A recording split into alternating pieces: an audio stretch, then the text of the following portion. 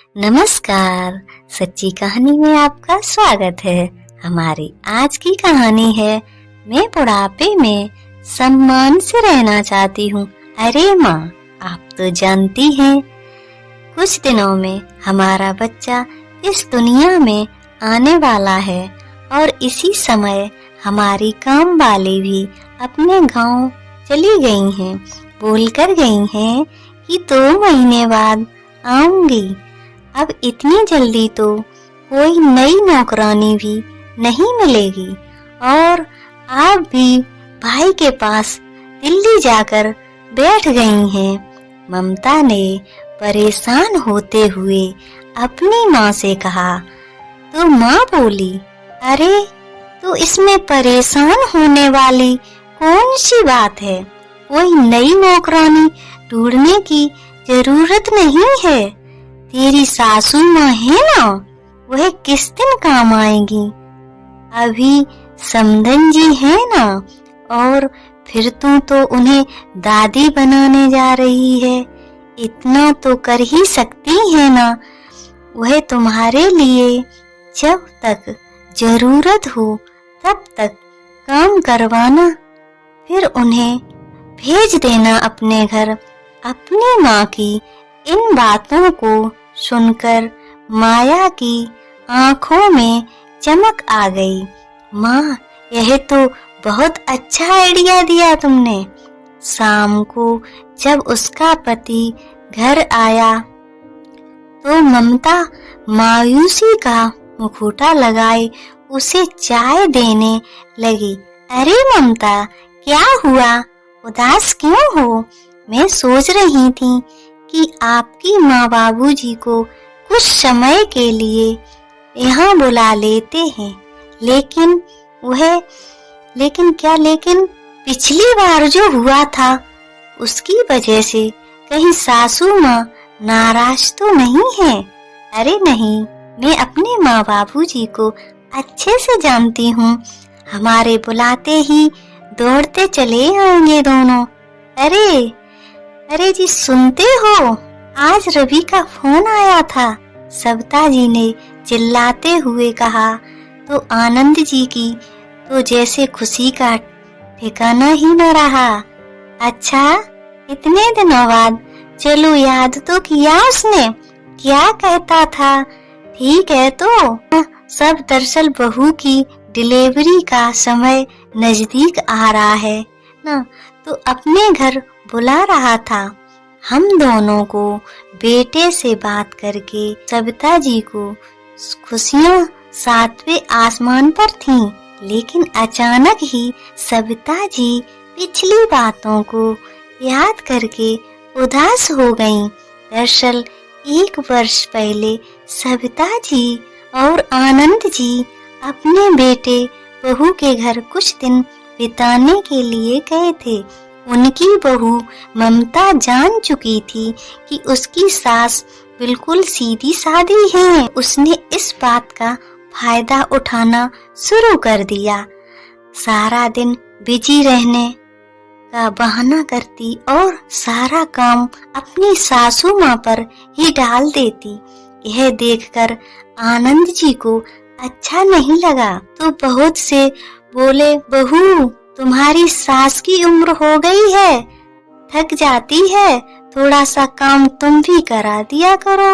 इतना कहने की दर थी कि बहू ने तो हंगामा खड़ा कर दिया और खूब कड़ी खोटी सुनाई। सविता जी और आनंद जी चुपचाप खड़े अपना अपमान सहन करते रहे और रवि अपनी पत्नी के सामने कुछ बोल ही ना सका। सविता जी और आनंद जी अपने सम्मान की रक्षा करते हुए अपने घर वापस आ गए थे। सविता जी पिछली यादों से गुम थीं। इतने में आनंद जी बोले, अरे सविता जी, किन बातों में खो गई हैं? तुम भी कभी तक सोची रही हो? जल्दी से सामान पैक करो। आनंद जी ने अपनी पत्नी सविता से कहा, तुम तो जानती हो रवि की शादी को 5 साल हो गए हैं। और कितने सालों बाद अब जाकर हमारे बेटे के घर खुशियाँ आई हैं। जी ठीक है, मैं जरा अनीता को बुलाकर लाती हूँ कि हम कुछ समय के लिए अपने बेटे के घर जा रहे हैं। दरअसल आनंद जी और सविता जी ने अपने घर का एक हिस्सा किराए पर दिया हुआ था, जहाँ नेता और विशाल अपने प्यार से बेटे गोलू के साथ रहते थे।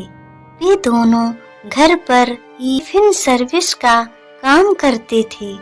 पास में ही गर्ल्स हॉस्टल था, तो उनका धंधा भी अच्छा चल रहा था। कुछ ही वर्ष में सविता जी और नीति का एक दूसरे के साथ खास लगाव हो गया था। नीति के बेटे गोलू को तो उनकी सगी दादी से भी ज्यादा प्यार करती थी। सरता जी, अरे नीता, सविता जी ने आवाज लगाई। जी आंटी। नीता रसोई घर में बाहर आई। नीता, एक खुशखबरी है, मैं जल्दी से ही दादी बनने वाली हूँ। अरे वाह आंटी जी, यह तो बड़ी खुशी की बात है। सविता जी की खुशी में शामिल होते हुए नेता बोली, हाँ नेता, हमारे बेटे ने पूरी 6 महीने की तैयारी करके आने को बोला है। अभी तो सारी पैकिंग पड़ी है, तुमने अपने टिफिन का काम निपटाकर मेरी मदद करने आ जाना। पिताजी बोली तो इतने में विशाल की आवाज आई, नेता, टिफिन का काम मैं संभाल लूंगा, तुम तो आंटी की मदद करो। नेता ने सविता जी की पैकिंग कराने में मदद की और सविता जी ने साथ मिलकर उनकी बहू के लिए गोद में गोंद के लड्डू भी बनवा दिए। जाने से पहले रास्ते के लिए एक टिफिन भी पैक करके दे दिया। दोपहर की ट्रेन से दोनों अपने बेटे के घर जाने के लिए रवाना हो गए। उधर रवि उन्हें स्टेशन से कार में बैठकर घर ले आया। जैसे ही घर पहुंचते तो बहू से मिलकर सविता जी और आनंद जी ने सारे मन मुटाव भूलकर उससे ढेर आशीर्वाद दिया। सविता जी ने घर पहुंचते ही घर के सारे कामों की जिम्मेदारी ले ली। सारा घर जो काम वाली बाई की अनुपस्थिति में बिखरा हुआ था, सविता जी ने आते ही बड़ी कुशलता के साथ सूर्य स्थित पर दिया। रोजाना अपनी बहू को अच्छे और पौष्टिक खाना बनाकर खिलाया। बहू की बातों में जो जैसे मिश्री ही घुल गई थी। सारा दिन माझी करके उसने अपने सारे काम करवा लेती थी। नियम समय ममता ने बच्ची को जन्म दिया। दादी के तो जैसे पांव ही जमीन पर नहीं पड़ रहे थे।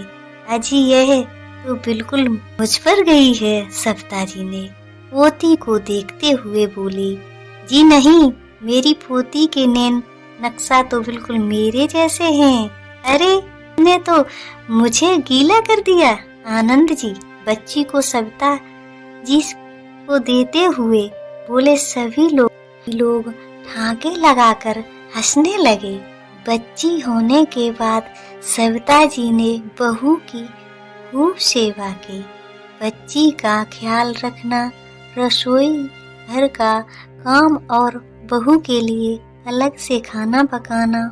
सविता जी की उम्र हो चुकी थी, लेकिन फिर भी बहू को कोई तकलीफ न हो, यह सोचकर भी सेवा में हाजिर रहती। उनके घुटनों में भी दर्द रहता था। इसके बावजूद सविता जी सारा काम बड़ी कुशलता के साथ कर रही थीं। आनंद जी भी घर में कामों में उनका हाथ बटाते थे। देखते ही देखते 2 महीने बीत गए।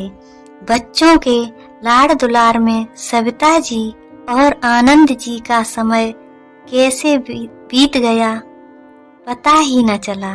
धीरे धीरे बच्ची को भी अपने दादा दादी के हाथों की पहचान हो गई। हाथ बहू माया को खटखटाने लगी। कुछ दिनों में बाद में माया के काम वाली बाई भी अपने गांव से वापस लौटी।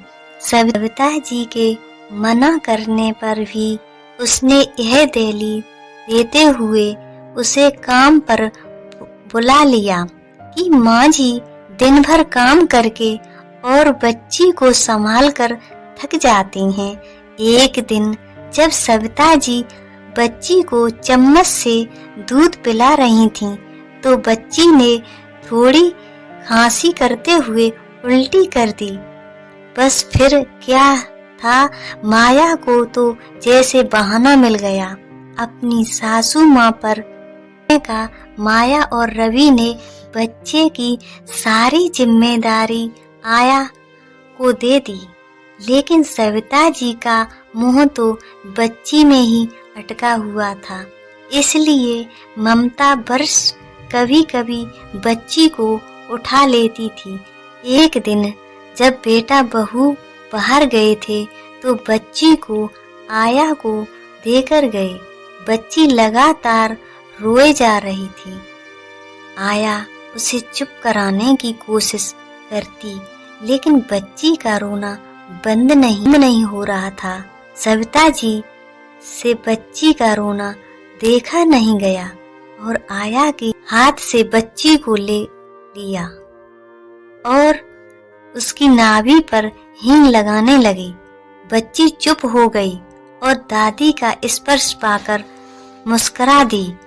कुछ देर में जब बेटा बहू वापस आए तो आया ने उनके कान भर दिए। मैडम, जब मेरी जरूरत ही नहीं थी तो मुझे काम पर रखा ही क्यों? आपके सास ससुर तो बच्चे को छूने भी नहीं देते। मुझे झट से छीन लिया। अब मैं आपके घर काम नहीं करूंगी। दोनों पति पत्नी सविता जी पर ही बरस पड़े और आया को मनाने लगे।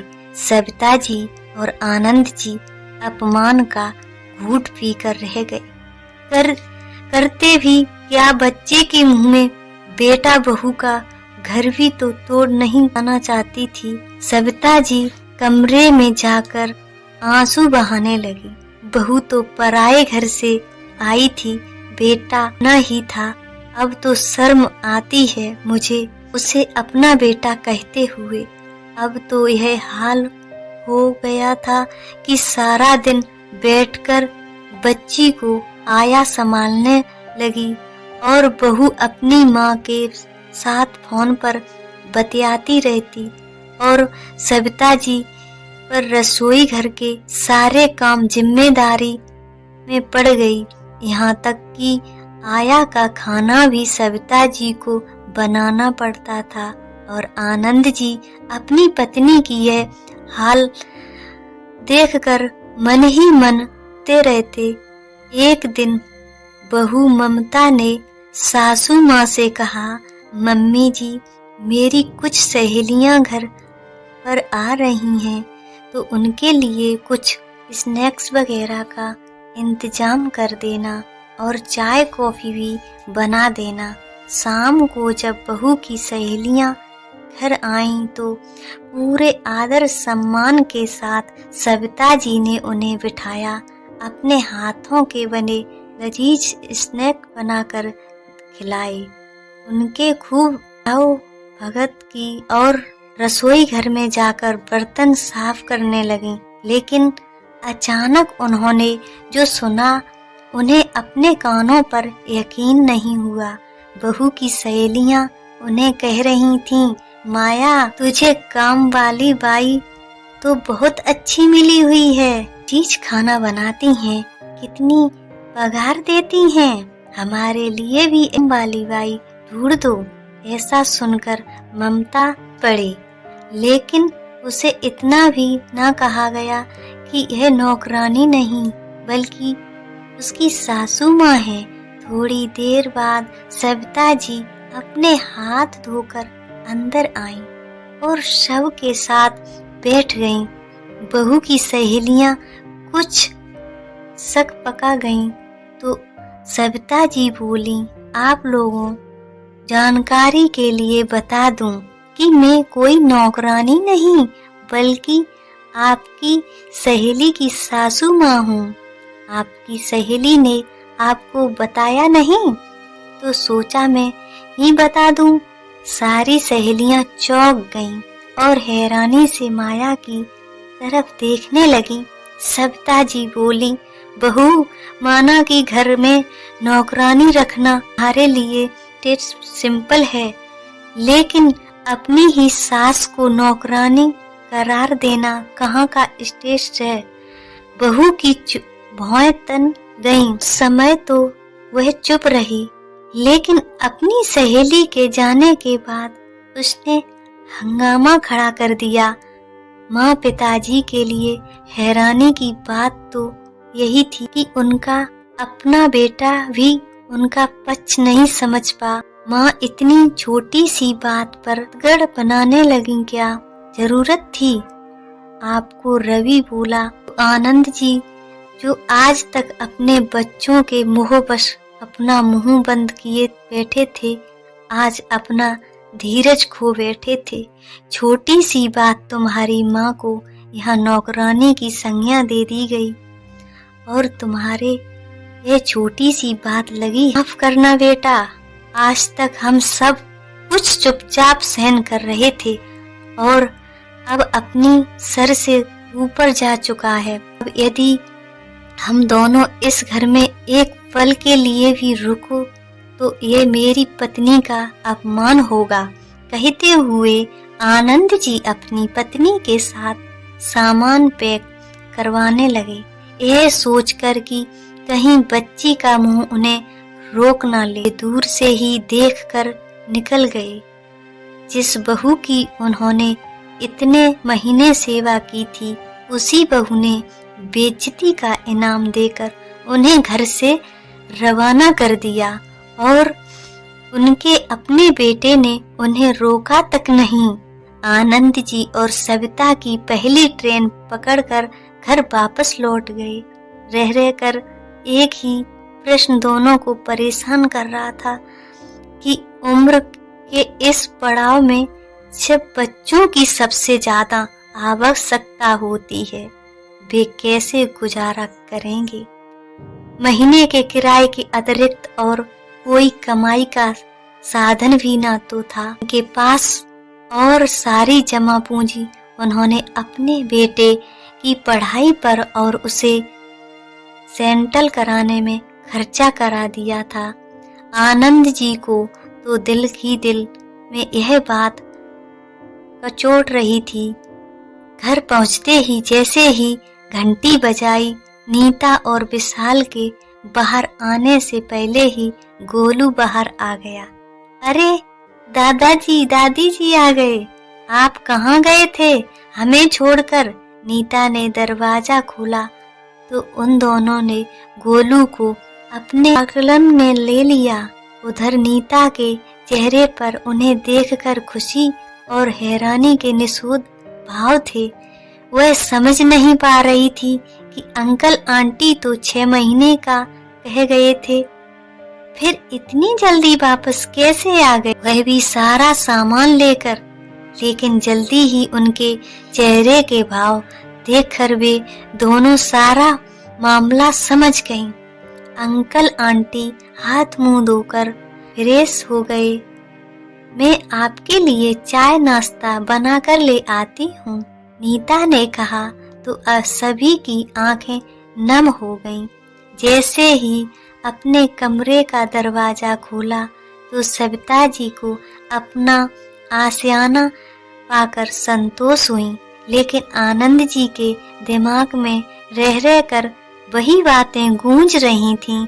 जैसे ही अपने कमरे में कदम रखने लगे, उन्हें अचानक दिल में दर्द शुरू हुआ। इससे पहले सविता जी उन्हें संभालती, वे निढाल गिर चुके थे। सविता जी की आवाज सुनकर नीता और विशाल आगे, लेकिन तब तक आनंद जी पार हो चुके थे। सविता जी पर तो ऐसे दुखों का पहाड़ टूट पड़ा। नीता और विशाल ने उन्हें जैसे तैसे संभाला। बहू बेटे को खबर दी तो दोनों अंतिम संस्कार की लोकचार निभाकर चले गए। अपनी माँ का हाल चाल तक जाने तक की जहमत नहीं उठाई गई दोनों से, लेकिन किराएदारों ने उन्हें हर कदम पर सहारा दिया। धीरे धीरे समय बीतने लगा और सविता जी की हालत भी अब कुछ सामान्य होने लगी। एक दिन नीता और विशाल का बेटा गोलू कुछ बीमार पड़ गया तो उसे फिर हॉस्पिटल में एडमिट रखना पड़ा।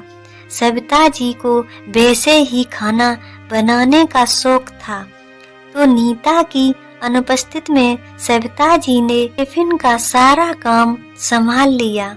सभी ग्राहकों को उनका खाना बहुत पसंद आया और हॉस्पिटल की लड़कियां तो उनके खाने की दीवानी ही हो गईं। उसका समय सरता जी को अचानक पता चल गया कि उनके किराएदार विशाल और नीता ने अब अपना मकान खरीद लिया था और वहीं पर वे दोनों अपना रेस्टोरेंट खोलने वाले हैं। दरअसल उन्होंने यह मकान 2 महीने वाले पहले ही खरीदा था, लेकिन अंकल के जाने के बाद वह आंटी को अकेला नहीं छोड़ना चाहते थे, इसलिए आंटी को संभालने के लिए उन्होंने अपना गृह प्रवेश कुछ समय के लिए टाल दिया। यह बात जानकर सविता जी भावविभोर हो गईं। फिर अपने आप को संभालते हुए नेता के पास गईं और उसे बधाई देते हुए गले से लगा लिया। बेटा, मेरा इतना भी ख्याल मत रखो, मैं तुम लोगों को जाने ही ना दूं। सविता जी ने नीता जी को आश्वासन दिया वह बिल्कुल ठीक है और सारी तैयारियां करवा कर उन्हें भारी दिल से विदा किया। लेकिन अब सविता जी बिल्कुल अकेली हो गईं और साथ ही किराए से होने वाली आय की अब बंद हो गई। इस उम्र में अपना गुजारा कैसे करूंगी? जिस बेटे पर सारी जमा पूंजी खर्च कर दी, उसी ने मुझे बुढ़ापे में कहते हुए उनके गालों पर आंसू रुलक गए आए। आगे ही जिंदगी कैसे कटेगी सोचकर ही उनका दिल बैठा जा रहा था। इतने में बेलबाजी देखो हॉस्टल की कुछ लड़कियां बाहर खड़ी थीं। सविता जी के पास आकर टिफिन सर्विस के लिए आग्रह करने लगी। आंटी, आपके हाथों का खाना बहुत लाजवाब होता है, प्लीज आप टिफिन सर्विस शुरू कीजिए ना। यह सुनकर सविता जी कुछ सोच में पड़ गईं।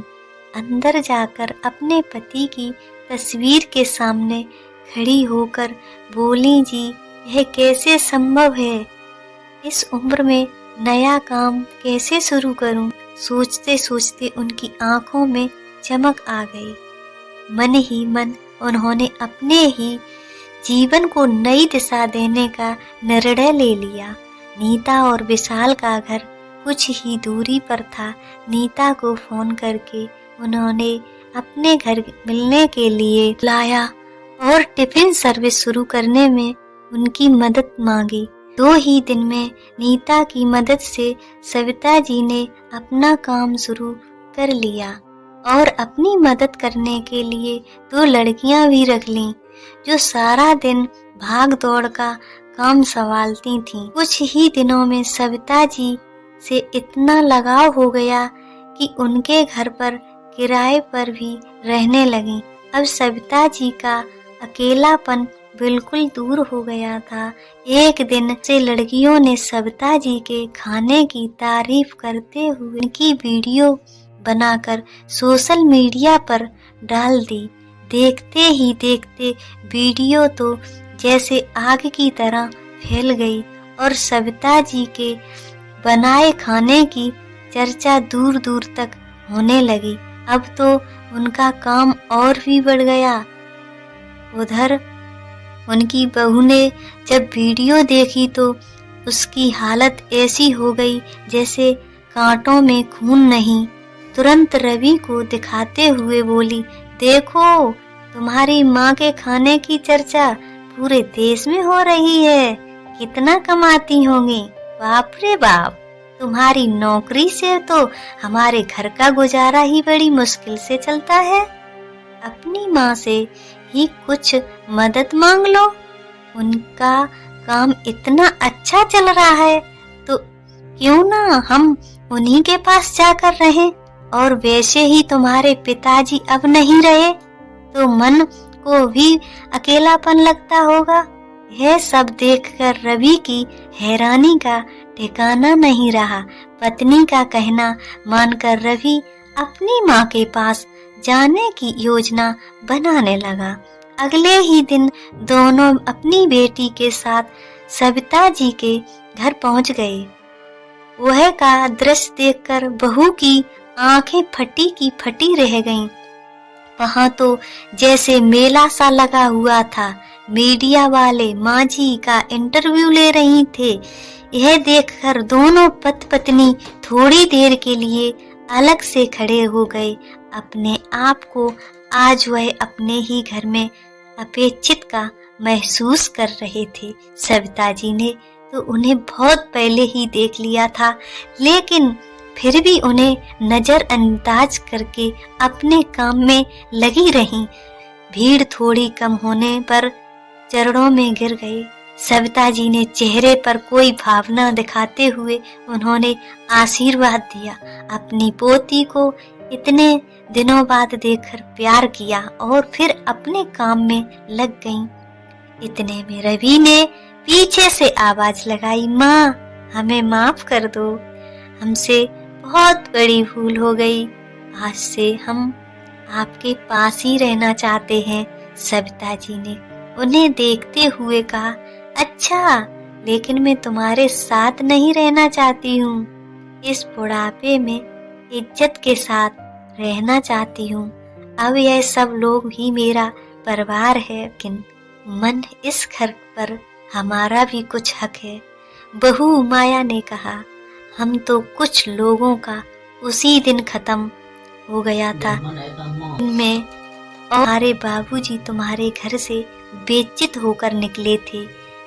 दूर से आए तो भूख लगी होगी, खाकर जाना, रास्ते के लिए टिफिन पैक करवा देती हूँ। कहते हुए सविता जी अपने काम में मस्त हो गईं। आज उनके चेहरे पर संतुष्टि के भाव और गर्व भरी मुस्कान थी। दोस्तों, आपको यह कहानी कैसी लगी? लाइक और कमेंट करके जरूर बताइए और चैनल को सब्सक्राइब करना न भूलें। मिलते हैं एक नई कहानी के साथ। बहुत बहुत धन्यवाद।